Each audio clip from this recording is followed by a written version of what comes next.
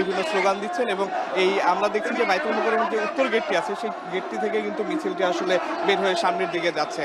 একটু জানিয়ে রাখি, গতকাল নূরের উপর যে হামলাটি হয়েছে তার প্রতিবাদেই কিন্তু এই বিক্ষোভ মিছিলটি আয়োজন করা হয়েছে বাংলাদেশ জামায়াতে ইসলামীর পক্ষ থেকে। এখান থেকে কিন্তু আমরা দেখেছি কিছুক্ষণ আগে একটা বিক্ষোভ সমাবেশ হয়েছে। সেই সমাবেশ থেকে আসলে বক্তারা যেটি বলার চেষ্টা করেছেন যে নূর কিন্তু একজন সবাই চেনেন এমন একজন জাতীয় নেতা, তাকে যে তার উপর যে হামলাটি হয়েছে এটিকে তারা দুরভিসন্ধি হিসেবে দেখছেন এবং তারা বলছেন যে যারা এই হামলার উপর জড়িত, এই হামলার যারা পৃষ্ঠপোষকতা করেছে তাদের বিচারের দাবি কিন্তু তারা এখান থেকে করছেন। তারা বলছেন যে এই হামলাটির পিছনে অন্য কোনো ষড়যন্ত্র থাকতে পারে এবং এই হামলার মাধ্যমে আসলে যে সামনের যে নির্বাচনের যে প্রক্রিয়াটি শুরু হয়েছে বা সংস্কার যে প্রক্রিয়া আছে এই প্রক্রিয়ায় কিন্তু আসলে একটি বাধার সৃষ্টির চেষ্টা হচ্ছে বলেও কিন্তু তারা আসলে বলছে।